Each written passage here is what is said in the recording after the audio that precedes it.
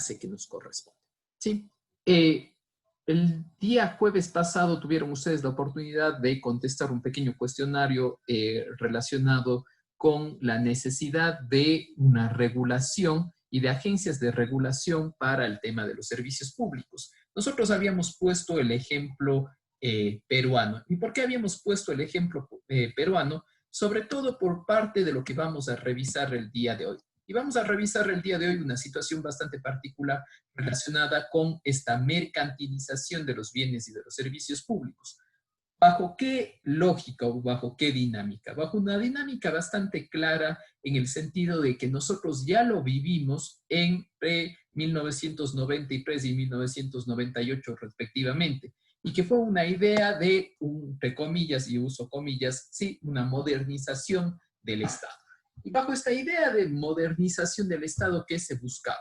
Se buscaba sobre todo una satisfacción de una mejor manera de los bienes y servicios hacia la población, partiendo de una situación básica. ¿Sí? Nosotros generamos entre la década de los 70 y de los 80 respectivamente un gran nivel de instituciones y también se crearon algunas empresas públicas. ¿Cuál fue un poco la respuesta a nivel internacional y por supuesto que después llegó a nivel local? Que obviamente el Estado no era un buen administrador. Y en tanto en cuanto no era un buen administrador, lo lógico, la situación que ocurría de este tipo de situaciones era que el privado debería ingresar, ¿sí? Y que debía ingresar con el propósito de que el sector público, al ser mucho más lento y bajo una dinámica más bien de atender los intereses de los clientes, pues si se tratase de temas privados, obviamente se pueda satisfacer. De esa manera, obviamente, a nivel internacional, ¿sí? Y utilizo la parte comparada, por ejemplo, Chile, el caso de Perú, el caso de Argentina. Perú y Argentina, sobre todo, lo van a ver muy claro, ¿sí? Se procedió en la década de los 90 a una privatización.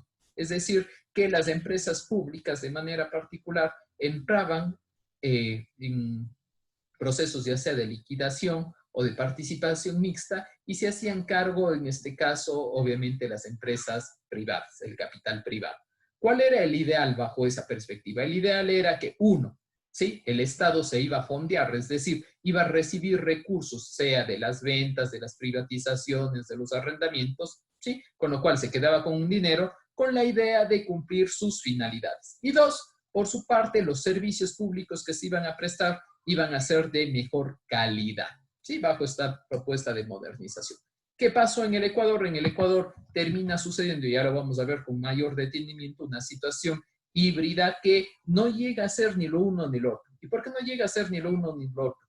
Porque si bien es cierto, hubo un planteamiento inicial de modernización y de privatización, no se llegó a concretar al 100%, pese, y aquí es importante señalarlo, pese a que algunos políticos llegan a calificar a esta parte de la historia ecuatoriana, si ustedes quieren llamarle como neoliberal. Tanto es así que le llegan a llamar incluso a la Constitución del 1998, respectivamente, como una etapa neoliberal, cuando si analizamos al 100%, no vamos a encontrar rasgos 100%. Sí se encuentra, obviamente, una idea de economía social del mercado, pero no tan liberal como se planteaba. ¿Sí? Esto por un lado. ¿Para qué se necesitan las agencias de regulación y control? Las agencias de regulación y control, sobre todo cuando hay presencia de grandes prestadores del servicio de manera privada, lo lógico es que obviamente desde el Estado, con una mínima intervención, al menos, ¿sí? Hay tres modelos clarísimos. Primer modelo, el Estado presta todo y el privado no tiene nada.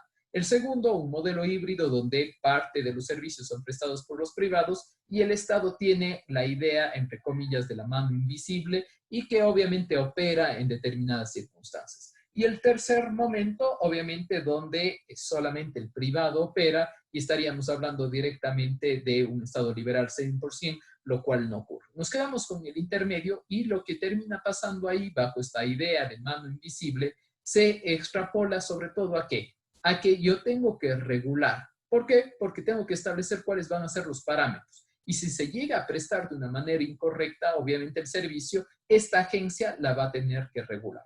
Y aquí viene un poco las contradicciones del sistema ecuatoriano. ¿Y por qué digo contradicciones? Porque si bien es cierto, en el Ecuador se crearon un sinnúmero de agencias de regulación y control, el problema de estas agencias de regulación y control fue realmente que se crearon bajo una dependencia 100% del Ejecutivo, es decir, bajo una idea totalmente centralista.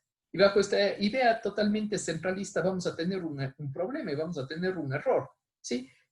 ¿Por qué? Porque lo lógico de las agencias de regulación que están planteadas a nivel internacionalmente es que sean independientes. Independientes tanto del gobierno central cuanto de las empresas privadas, con el propósito que satisfagan al final del día a los intereses de nuestros consumidores en este caso. ¿Sí? Ahora, ¿qué pasa de manera particular con el segundo ítem que les decía que quería tratar con ustedes, relacionado sobre todo con el último punto, con el último tema de los trabajos que tienen que realizar? Por favor, no se confundan ahí. Algunos compañeros que eran de los grupos pensaban que solamente se tenía que tratar la ley humanitaria. Tienen que tratar la ley humanitaria, pero sobre todo la ley que reordena las finanzas públicas. ¿Sí? Porque por obvias razones termina afectando al Código Orgánico de Planificación y Finanzas Públicas respectivamente. Ahora, dicho esto, sí, no sé si hay alguna pregunta en ese sentido, por favor. Sobre todo los del último grupo, si estaban trabajando así.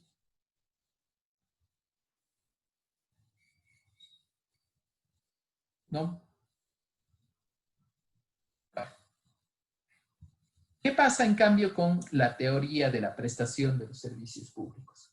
Bajo esta idea de la teoría de la prestación de los servicios públicos, nosotros tenemos la idea de dos grandes criterios. Un primer criterio que obedece al criterio objetivo, es decir, el qué, y un criterio subjetivo que dice el quién.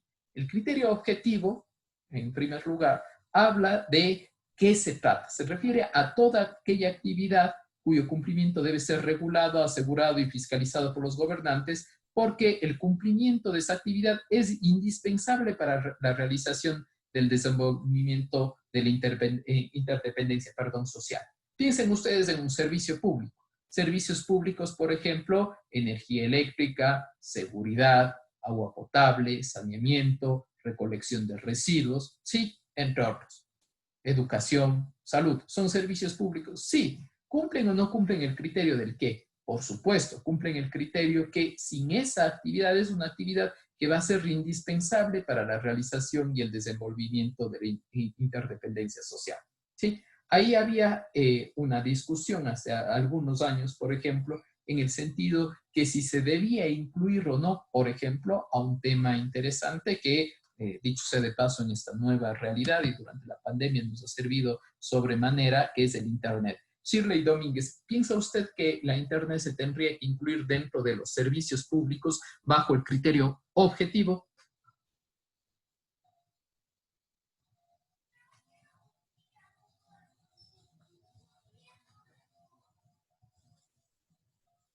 Shirley.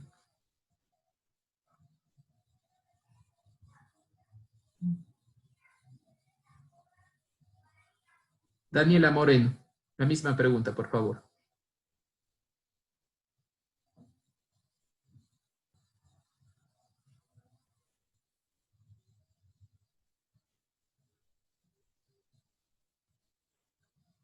Por favor, ¿me están escuchando, chicos?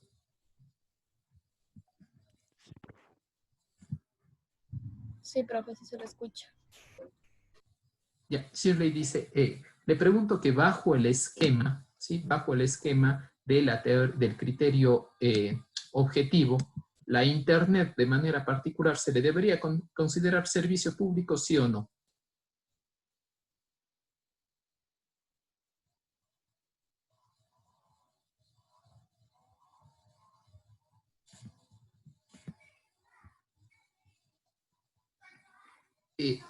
No sé si puede utilizar el audio, Shirley, por favor.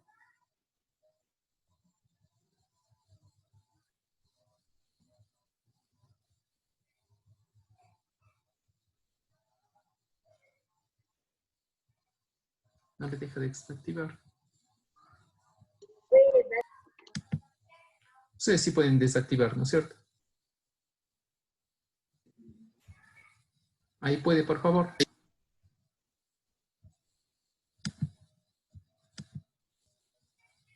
Cristian Carchi.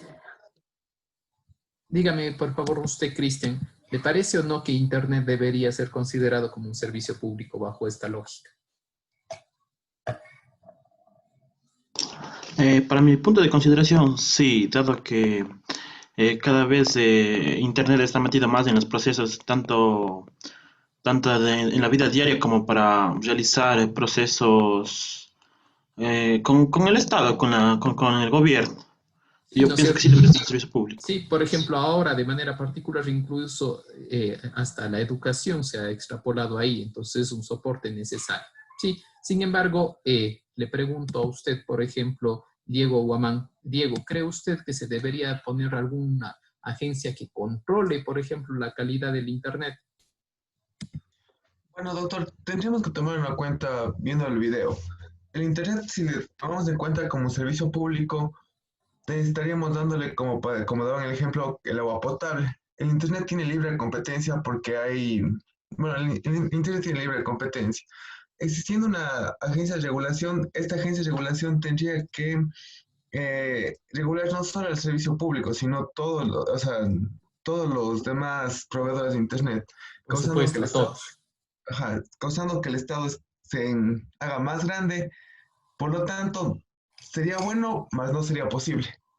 No sería posible. Pero ¿qué pasaría? Veamos el caso peruano, por ejemplo, y por eso les ponía, o el caso argentino, ¿sí? Por ejemplo, incluso la provisión de servicio de energía eléctrica, ¿sí? Se lo hace a través de operadoras privadas. Se necesitaría obviamente una agencia. Sin embargo, en el caso del Internet, concentrémonos en el hecho de que si se debe o no se debe considerar como un servicio público como tal. Natalie Monge. Profe, yo creo que sí, porque si nos damos cuenta ahora y se está utilizando más el internet, así como dijo usted, las clases también todo se está dando por internet. Entonces yo creería que sí, porque ahora se está dando como que más prioridad al internet. Perfecto, Y en muchas mi gracias. caso, por decir, si no pago, es que si no pago no hay internet y me quedo sin clases. Exacto, sí, obviamente.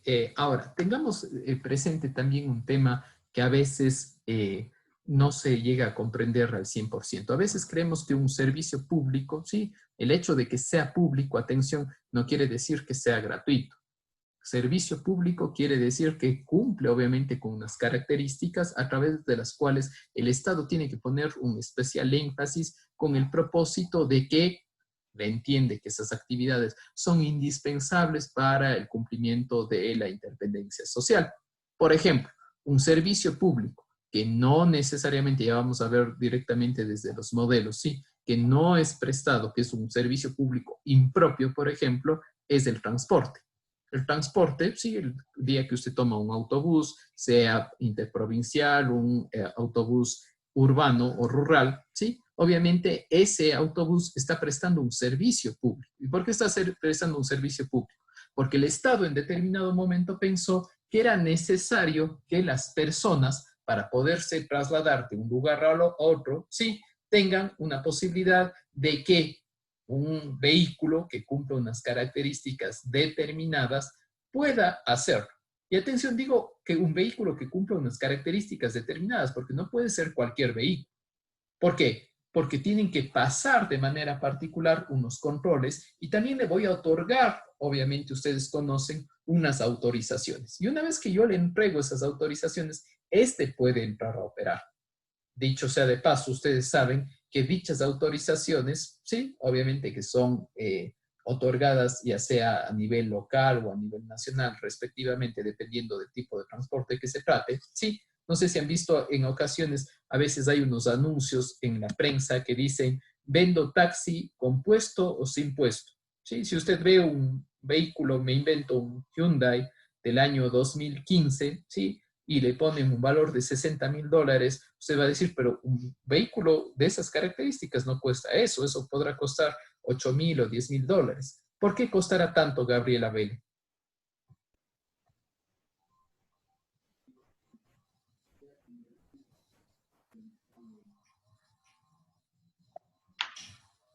Profe, ¿podría repetir? Le escuché entrecortado. Sí, le decía que Gracias. en ocasiones vemos, por ejemplo, en la prensa o vemos de manera digital, ¿sí? Que se promociona y se dice, se vende un taxi Hyundai del 2015 y le venden en $60,000. Y usted dice, no, pero ese vehículo máximo podrá costar de $8,000 a $10,000 y con el recorrido que tiene. ¿Por qué costará tanto? Tal vez porque está valuado o sea, por ejemplo, es un automóvil de alguna agencia, no es uno que haya sido usado. No, es usadísimo, es del 2015. ¿Por qué creen? ¿Alguien le puede ayudar a la compañera? Por el valor que tiene el puesto en la cooperativa. Exactamente, ¿sí? Han visto que ponen entre paréntesis compuesto o sin puesto, ¿sí? ¿Qué quiere decir? Estamos volviéndolo estamos bajando mucho el concepto, ¿sí? Pero para que ustedes puedan entender, el tema del puesto, entre comillas, no es otra cosa que la autorización administrativa que le brinda el gobierno local para que éste pueda operar. Dicho sea de paso, ustedes ven que lograr alcanzar esa autorización, ¿qué será? ¿Difícil o fácil? Es muy difícil. Y al ser tan difícil, por obvias razones, si usted llega a venderle, entre comillas, compuesto, yo voy a pedir un valor mayor. ¿Por qué? Porque caso contrario, yo el día de mañana tomo un auto que tengo, le pinto de amarillo y puedo salir a operar. No, no puedo salir a operar. ¿Por qué? Porque estoy entrando dentro de la potestad estatal de manera particular de la prestación de un servicio público. Entonces, cuando hablamos de un criterio subjetivo, hablamos en cambio del quién, es decir, se le define desde una dinámica más de quién es el encargado de prestar. Lo va a hacer directamente el Estado, lo van a hacer empresas, etc. Y para eso, dentro de la prestación, siempre se ha hablado por lo menos de 3 grandes modelos. Un primer modelo que lo hace, obviamente, directamente el Estado. El Estado es el máximo responsable y el Estado de manera particular lo puede hacer o lo puede hacer a través de sus empresas públicas. Al respecto, les voy a pedir por favor que abran su constitución y me ayude por favor alguien que le tenga a la mano y vamos a leer el siguiente artículo para poder obviamente entender hasta qué punto, obviamente en este caso, el Estado puede prestar el servicio. ¿Sí? Leamos, por favor, el artículo 315.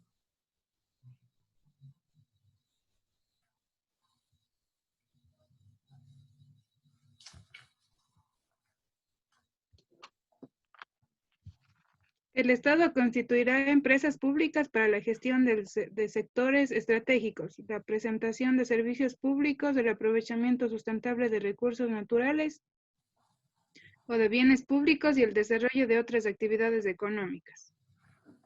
Siga nomás. Las empresas públicas estarán bajo la regulación y el control específico de los organismos pertinentes, de acuerdo con la ley.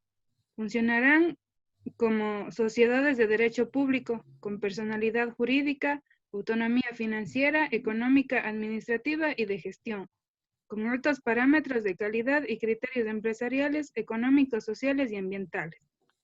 Los excedentes podrán destinarse a la inversión y reinversión en las mismas empresas o sus subsidiarias, relacionadas o asociadas de carácter público en niveles que garanticen su desarrollo.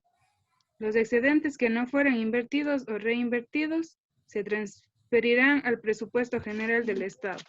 Perfecto, muchas gracias. Entonces, en este sentido vamos a ver que el Estado puede obviamente prestar a través de sus empresas públicas, pero una vez que crea estas empresas públicas, estas van a estar reguladas.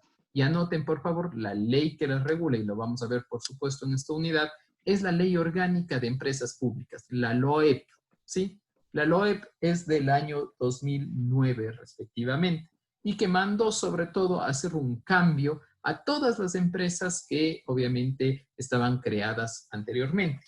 Tanto es así que, por ejemplo, una de las características, de las tantas características que se las encuentra así, pero una de las características es, por ejemplo, que todas las empresas creadas bajo la denominación de la nueva ley tienen que tener las siglas EP, ¿sí? Entonces, por ejemplo, ustedes ven Petroecuador EP, etapa EP. La otra posibilidad de la prestación de los servicios públicos respectivamente la vamos a encontrar en cambio de manera puntual a través de una gestión indirecta. ¿Qué quiere decir indirecta? Que obviamente van a venir otros, terceros, operadores que se van a encargar de prestar el servicio público. Y para esto el derecho administrativo nos da un amplio catálogo de posibilidades a través de contratos para poderlo hacer. Muestra de ello es, por ejemplo, qué va a suceder, por ejemplo, con la privatización, qué sucederá con las concesiones, con los arrendamientos, con las externalizaciones, etc. ¿Sí? Por ejemplo, yo tengo un parador turístico que es un bien del Estado. Yo ya no quiero hacerme cargo, yo no puedo, obviamente, encargarme de prestar. Arriendo esas instalaciones para que un tercero se encargue de proveer ese servicio. Pero también puede ocurrir exactamente lo mismo, por ejemplo, con una privatización. Atención aquí que hay un tema que a veces se terminan confundiendo y yo no quiero que les ocurra eso a ustedes. Sí, a veces se utiliza de manera indistinta el término privatización para todo. Y la privatización no opera, por favor, para todo. La privatización opera en tanto y en cuanto, ¿sí? Él, en este caso, el tercero, el particular, ¿sí? Quede para sí con el bien. Es decir, un arrendamiento no es una privatización, una concesión no es una privatización al 100%. ¿Por qué? Porque para eso hay otras figuras. Estas figuras, por ejemplo, como la concesión y el arrendamiento, etcétera, o la externalización, se conocen generalmente como externalización de servicios. Es decir, que un tercero se encarga de prestarlos. Y obviamente, por último, uno de tipo mixto. Y el tipo mixto que se acopla sobre todo al famoso modelo de compañías mixtas, de economía mixta. Y en esas empresas de economía mixta, como ustedes saben, del paquete accionario de ese 100%, siempre el Estado deberá tener por lo menos el 51%. Atención, por lo menos, puede tener más. Sin embargo, aquí viene una reflexión. ¿A qué empresa del sector privado le interesará que obviamente el Estado tenga el 51%, ergo todas las decisiones, y yo invertir mi capital? Por eso, una de las alternativas que se ha generado y que se utiliza a la fecha son las famosas APP. APP, Alianzas Público-Privadas. Entonces, ¿qué pasa desde esa perspectiva? Desde esa perspectiva, nosotros vamos a ver dentro de nuestros modelos, ¿sí?, que vamos a encontrar una clasificación. Las clasificaciones, como ya hemos repetido en múltiples ocasiones, las clasificaciones existen en tanto y en cuanto encontremos autores. En tanto y usted encuentre autores, sí, va a haber un sinnúmero de clasificaciones. Yo les he traído 3 grandes clasificaciones que la doctrina usualmente las utiliza, ¿sí? La primera es según quién tenga a cargo la prestación, ¿sí?, es decir, en relación al sujeto. El segundo es si el usuario tiene o no la posibilidad de elegir o no el servicio. Ahí a veces lo llaman también monopólicos, ¿sí? Por ejemplo, los obligatorios les llaman monopólicos. Y el último, si el usuario puede determinarse o individualizarse, ¿sí? El primero, de acuerdo a quien presta el servicio público, ¿sí?, de manera particular vamos a encontrar de manera los propios y los impropios. El propio, aquel que es prestado directamente por el Estado. ¿Y por qué utilizamos este nombre de propio? Utilizamos el nombre de propio porque al ser servicio público se supone que el Estado tiene que proveerlo. Y es el Estado quien de manera directa lo hace a los ciudadanos, a los particulares, a los usuarios. Por su parte, vamos a encontrar también los servicios públicos impropios. Y en los servicios públicos impropios, por su parte, nosotros vamos a ver todos aquellos que lo pueden realizar, obviamente particulares, siempre y cuando tengan la autorización expresa por parte de las entes encargados para poderlo hacer. Caso específico, y que se les quede grabado porque es muy fácil de darse cuenta, sí, es el tema del transporte público. Ahora, tengan presente que no siempre el transporte público va a ser manejado de manera impropia. Sí, en la mayor parte de casos sí, pero sí habrá posibilidades a través de las cuales el propio Estado, a través de sus administraciones, presta el servicio de transporte público.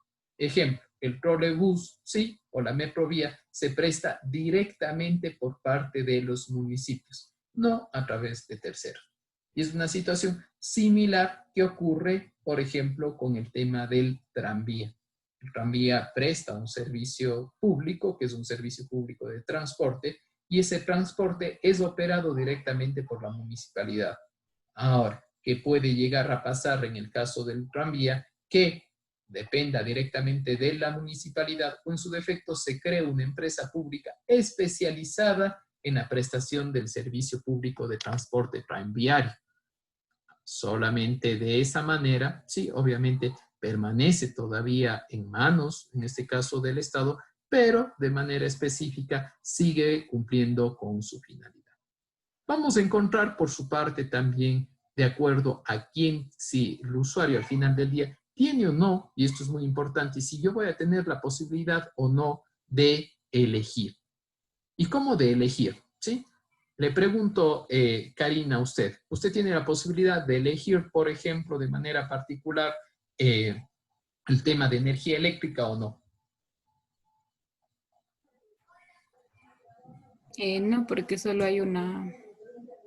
Solo hay una empresa, ¿no es cierto? Entonces, lo que le termina pasando a usted es que directamente se conecta, ¿sí? Cuando usted hace su casa, compra una casa y lo primero que le dicen, tiene que, con las escrituras, sí, tramitar el correspondiente medidor, va a la empresa eléctrica regional Centro-Sur y le asignan un medidor. No puede ir al mall y preguntar a empresas agencias quién le va a dar el kilovatio hora más barato. Situación que sí sucede en otros países. Y sucede en otros países, por ejemplo, donde está privatizada la energía eléctrica.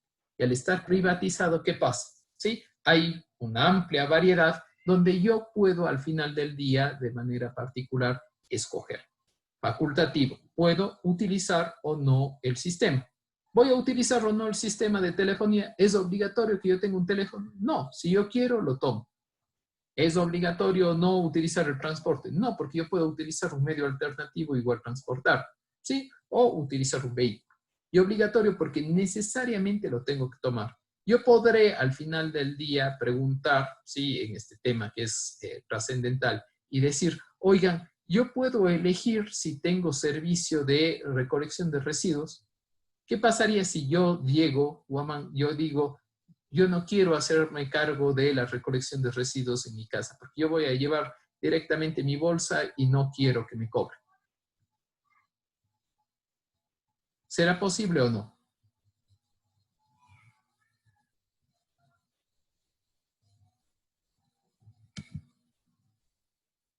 Noelia, ¿cree usted que será posible de manera particular que yo pueda elegir y decir, no, yo quiero otro servicio de recogida de basura o no quiero servicio de recogida? ¿Qué le parece? Yo creo que no sería posible. Eso no es como un servicio al cual no, o sea, como explico, no nos podamos negar a que nos Efectivamente, preste. no se puede negar. ¿Y qué pasaría, imagínese usted, Noelia, si yo me niego y digo, no, lo que pasa es que yo no quiero ese servicio? El Estado no me va a dejar. ¿Por qué? Porque podría estar poniendo en riesgo y se convertiría en un tema de salud pública. ¿Sí? Imagínense, no, yo no quiero recolección de basura. No, esto es por un tema de salud pública que todos tienen que recoger. ¿Sí? Entonces, eso va a suceder cuando es obligatorio. Sin embargo, vamos a encontrar también situaciones, por ejemplo, cuando el usuario no puede determinarse, singulares o en su defecto universales. Un usuario determinado específico, por ejemplo, va a ser el servicio telefónico o de gas. Gas, en los casos sobre todo, tengan presente cuando estamos hablando de conexiones directas. Dicho sea de paso, nuevas urbanizaciones tienen ya, por ejemplo, conexiones directas, donde tienen una especie como si fuese un medidor, donde obviamente se les llegue, se les conecta directamente. El usuario es totalmente individualizado y es singular. Situación totalmente distinta va a ocurrir, por ejemplo, en el servicio de bomberos o en el de defensa. donde los usuarios no van a estar individualizados y no le voy a decir a usted, no, es que usted ha usado 3 veces el servicio de bomberos, por eso lo voy a prorratear. ¿Cómo se cancela, por ejemplo, el servicio de extinción y de bomberos en general? Se lo cancela a través de la planilla de la energía eléctrica.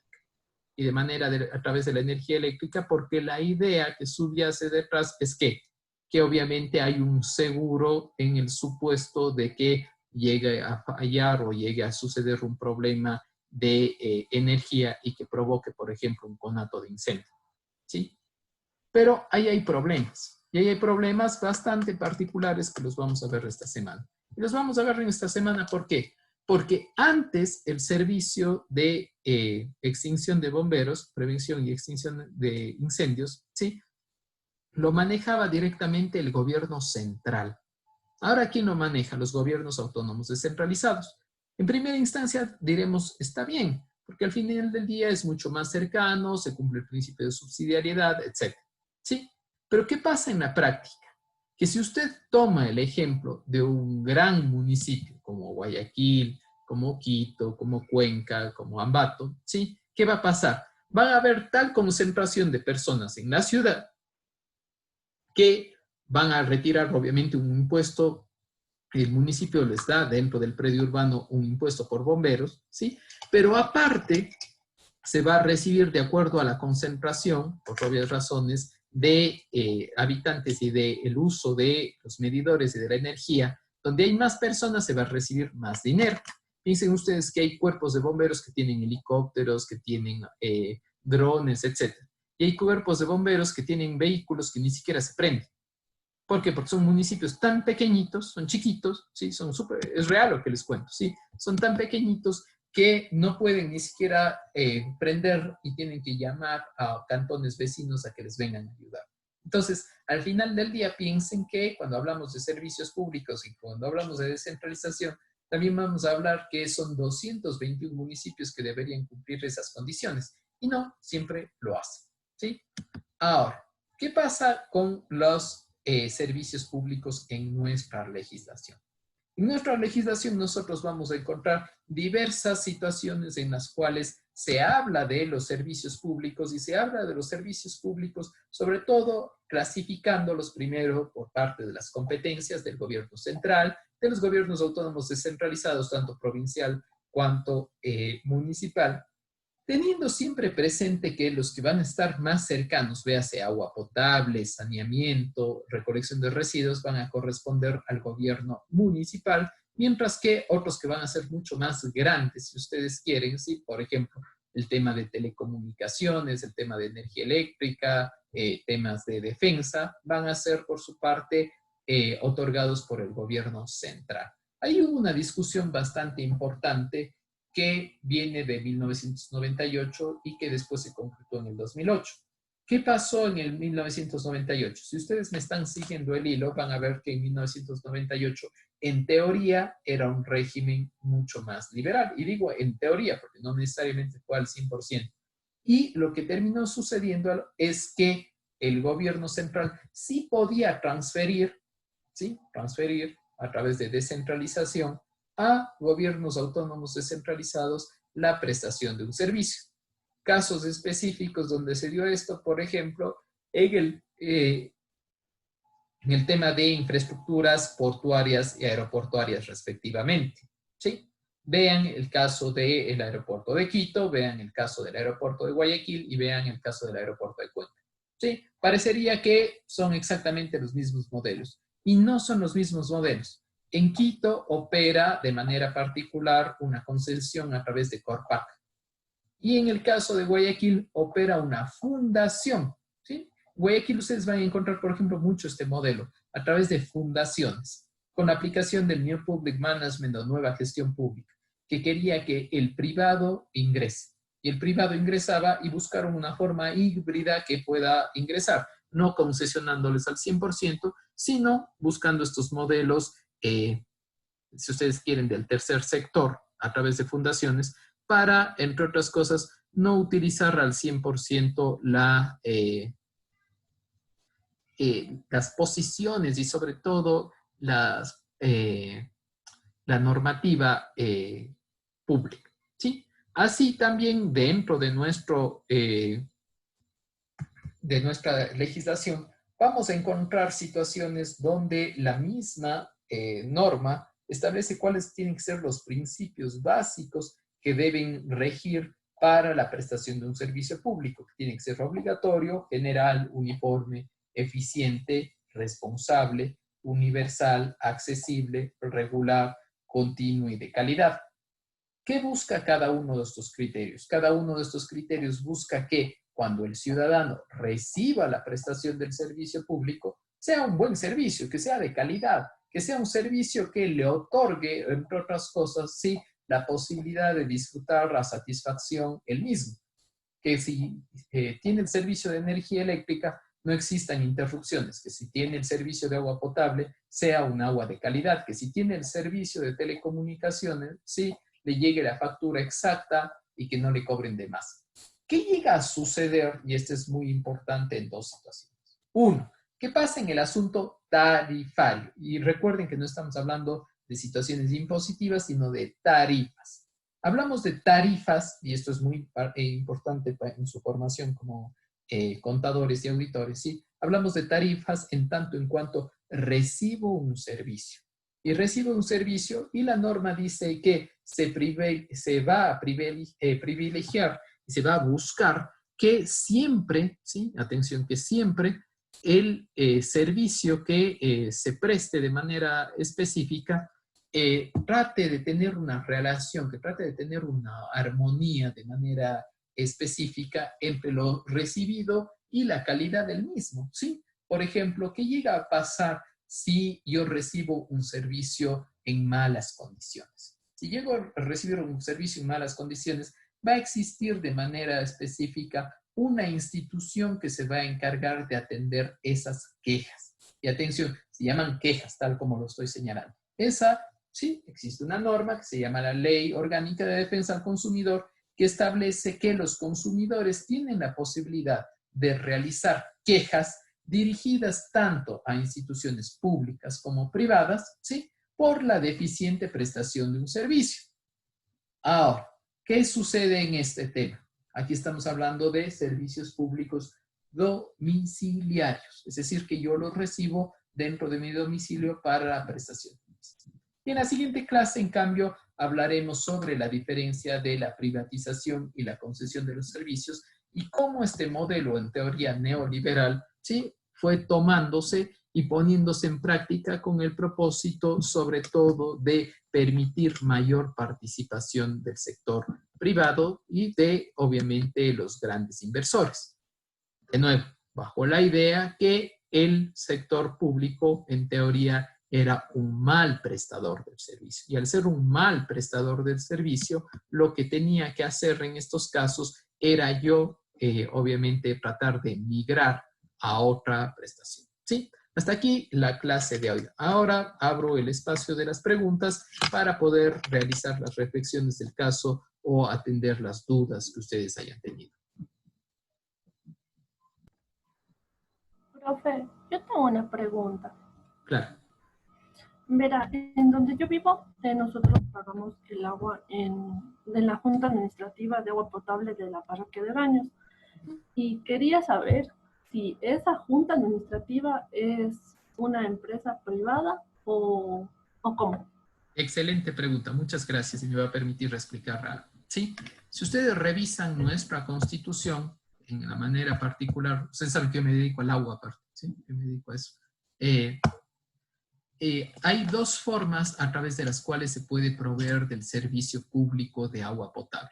Uno, a través de los municipios, directamente el municipio, o crea una empresa pública, o dos, a través de los sistemas comunitarios. ¿Sí? ¿Cómo nacen y por qué fueron importantes y por qué tuvieron una presencia los sistemas comunitarios? Los sistemas comunitarios llegan a tener una presencia, ¿por qué? Porque lo lógico fue siempre que los municipios se hagan cargo del servicio de agua potable. Pero el problema fue que los municipios, con las limitaciones que tenían, dicho sea de paso, no podían llegar a todos los puntos del territorio.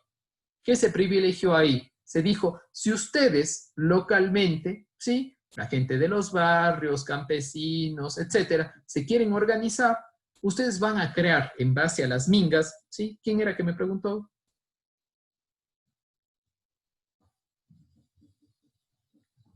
¿Quién era la compañera que me preguntó? Ya se fue, creo. La compañera Erika Jana es la que le pregunta, doctor. Erika, muchas gracias. Entonces, ¿qué pasa? Que se privilegió, por ejemplo, el tema de la organización comunitaria. Organizaciones comunitarias bajo un principio básico, no solamente en el caso de la compañera, de pronto alguien más tiene la experiencia, por ejemplo, yo he tenido la experiencia, sí, cuando les llaman a las mingas. ¿Han asistido alguna vez a una minga? ¿Saben qué es una minga? Yo he Natalie, ¿sabe escuchado, qué es una yo minga? he- ¿Has escuchado? o sea, sí, porque mis abuelitos son del campo y Ya. ellos se van a las mingas por el agua, porque no es de tapa. Efectivamente, sí. Entonces, ¿la minga qué es? La minga es una asociatividad, es un principio comunitario basado en principios ancestrales de autoayuda. Es decir, no tenemos el dinero para poder pagar a un tercero que lo haga, pero yo voy a ir llevando el pico, voy a llevar la pala o llevo un trozo de tubería y voy a estar cavando todo el día para poder hacer el servicio, ¿sí? Y así se crearon las juntas. Entonces, cuando se crearon las juntas, sí, primero se crearon de hecho, es decir, lo único que querían era conectar a la gente con agua. Había un agua prístina, transparente, por ejemplo, en baños o en el sistema Nero, y ponían la conexión directamente a las casas. Pero después se dieron cuenta que necesitaban mejorar la calidad de servicio. Y tenían que mejorar la calidad de servicio, por ejemplo, sí, poniendo un tanque para potabilizar, poniendo unos parámetros, etc. Y también se dieron cuenta que había personas, ¿sí?, que malgastaban el agua. Y como malgastaban el agua, ¿qué les hicieron? Les pusieron un medidor. Pero en la mayor parte, no en todas, pero en la mayor parte de juntas de agua, ¿sí?, se paga una tarifa flat, una tarifa plana. Es decir, usted consuma 1 metro cúbico, consuma 15 metros cúbicos, usted paga $3 o $4. ¿Sí? A diferencia de lo que sucede con los municipios o con las empresas públicas, donde, dicho sea de paso, usted tiene un contador, un medidor, que se va calculando y se va prorrateando. Hay un tema interesante aquí. El agua potable, para que ustedes se den cuenta, es el único servicio, ¿sí?, que la propia empresa no quiere que use. Siempre que yo tengo una empresa, ¿qué quiero? Vender, para poder facturar bastante, ¿no es cierto? En cambio, en el agua es el único modelo donde yo no quiero, ¿sí?, que lo utilice. ¿Por qué? Porque hay escasez, porque hay poco líquido vital. Y yo no quiero que utilice. Más bien le digo y les doy pautas de ahorro. Y obviamente usted entenderá, la compañera que preguntaba, sí, no es una compañía, no es una empresa, es una junta de agua. Y al ser una junta de agua, tiene un régimen comunitario. Y al ser una junta comunitaria, sí, tiene un control por parte de la Secretaría del Agua. Secretaría del Agua que desapareció el 1 de junio de este año y se fusionó con el Ministerio del Ambiente y ahora se llama Ministerio del Ambiente y el Agua. Sin embargo, si tiene quejas respecto del servicio, por ejemplo, si no le dan el servicio continuo, si hay problemas, igual lo puede denunciar ante la Defensoría del Pueblo.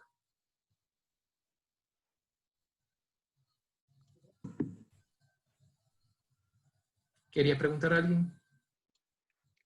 Profe, ¿Sí? Dígame. y ahorita con lo que estamos por el COVID y todo lo demás, y se están cobrando además las planillas, ¿cómo también podríamos hacer eso de la denuncia? Sí, por supuesto. ¿Denuncias tal vez de energía eléctrica? de agua. De agua, Claro, porque estaban cobrando exageradamente.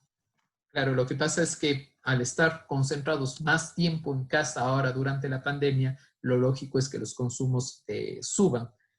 Para que ustedes se fijen, previo a hacer el reclamo respectivo, que sí lo puede hacer sin ningún problema ante la Defensoría del Pueblo, ¿sí?, siempre se tienen que ver que hay unos rangos. Entonces, cuando usted está debajo del rango, que es usualmente lo que consumimos cuando estamos fuera de casa, etcétera, sí, son unos valores bajos. Pero en tanto en cuanto usted comienza a consumir más, en el caso del agua potable se aplica una tarifa castigo. Y la tarifa castigo es a quien consume más, tiene que pagar muchísimo más, pero no prorrateado, tiene que pagar con un castigo adicional, con el propósito de estimular a que se genere un ahorro, ¿sí? Entonces es importante que lo tenga presente. Previo, obviamente, a quejarse, pero igual se lo puede hacer sin ningún problema. Dígame, José. Pero, bueno, profe, eso sería en el caso, por decir, en mi caso, como dice la compañera, cayó demasiado en el agua para pagar. Y yo, la verdad, el caso no me encuentro en la ciudad de Cuenca. Yo solo arriendo mi departamento allá, pero ahora que se pagó creo que como $60 casi solo en agua. Desde el momento que empezó la pandemia, yo no he estado allá, la verdad. ¿Y le cobran tanto? Sí, me cobraron tanto, porque entre luz y agua mi mamá vino pagando casi $100, por decir. Claro, pero tiene que hacer el reclamo. Tiene que hacer el reclamo. Lo lógico es reclamar primero en la entidad y si no le dan una respuesta, hacer el reclamo después en la defensoría. ¿Sí? Sí se lo puede hacer y se lo hace sin ningún problema. Y si necesitan ustedes, dicho sea de paso, siempre para que lo conozcan, si ustedes necesitan asistencia legal en ese tipo de situaciones, el consultorio jurídico gratuito de la universidad, ustedes por ser estudiantes pueden acceder, ¿sí? Y lo pueden acceder de manera particular en la calle Lamar y Hermano Miguel, ¿sí? Ustedes al ser estudiantes tienen derecho a poder utilizarlo, así que utilícenlo también, ¿sí? Para cualquier cosa. ¿Vale? Profe, y la tarifa que se paga por el agua de eso de las juntas parroquiales, ¿eso también se paga en etapa? No. Son cosas totalmente distintas. De eso le decía. Hay dos sistemas, uno público y uno comunitario. Público, etapa o el municipio directamente. Y el comunitario, las propias juntas. ¿Sí? ¿Cómo se fijan las tarifas en las juntas? Ahí viene una de las grandes preguntas. Si, por ejemplo, que ustedes, de pronto alguien tiene interés en hacer su trabajo de fin de carrera, etcétera, uno de los grandes problemas que tienen las juntas es que no son manejadas técnicamente. Entonces, ¿qué dice? Vamos a cobrar $3, $4. Sí, pero ¿cuál es el tarifario por detrás? Ustedes saben que para poder cobrar tengo que hacer obviamente un estudio, ¿sí? Y un estudio para poder valorar, ¿sí? Cuánto estoy gastando en operarios, cuánto estoy gastando en la Secretaría de la Junta, cuánto estoy gastando en químicos, etcétera. Y después prorratear y establecer unas tarifas. No lo hacen todas las juntas así. Las un poquito más grandes sí, pero el resto no. Tanto es así que, por ejemplo, una junta bastante importante, como es la de enero, que tiene muchísimos usuarios, ¿sí? Recién ahora quiere generar un tarifario que sea realmente acorde a las circunstancias, porque dicho sea de paso, lo lógico es que también sea sostenible el sistema. Si no es sostenible el sistema, nos encontramos frente a una dificultad bastante importante. ¿Cuál es esa dificultad bastante importante que nos vamos a encontrar? Por obvias razones que no se van a cumplir las expectativas con una calidad del servicio. ¿Sí? Profe, Sí, dígame. ¿y estas juntas son reguladas por algún ente? O... Sí, eso les decía, son reguladas, tienen que regularse siempre ante la Secretaría del Agua, ahora ante el Ministerio del Ambiente y el Agua, ¿sí? Se establece un directorio, etc. Entonces, por ejemplo, cuando usted ingresa a formar parte del sistema, usualmente le cobran, entre comillas, digo entre comillas porque está mal utilizado el término, un derecho, ¿sí? Y el derecho de conectarse al agua cuesta a veces, dependiendo la junta, $1,000, $2,000, $3,000, es bastante costoso, ¿sí? Entonces, una vez usted conectada, en cambio, después paga unas cuotas bajitas, $3, $4, $5, dependiendo la junta, ¿sí? Pero la crítica, lo que voy, que ustedes deberían verlo, es que se tiene que manejar siempre técnicamente con el propósito de que sea sostenible, ¿sí? Que sea sostenible en el tiempo, no por cobrar poco, ¿sí? O decir, mejor que lindo estar en una junta que me cobren $2. Sí, pero ¿y la calidad del agua es buena o no es buena? Tal vez si pago 4 o pago 6, ¿sí? Va a ser un agua de calidad. Y aquí viene la gran disyuntiva que nos encontramos muchas veces, que cuando pagamos para ver el clásico del astillero en una tarjeta, o pagamos una tarjeta de telefonía celular $4 o $6, ¿sí? No nos fijamos tanto como en el agua. El agua tiene una paradoja, ¿sí? Y Adam Smith lo explicó, se llama la paradoja del agua y el diamante. ¿Y saben qué es? De manera particular, el agua tiene un gran valor de uso, pero tiene un valor de intercambio muy bajo. A diferencia del diamante, que tiene un valor de uso bajísimo, un valor de uso bajo y un valor de intercambio altísimo.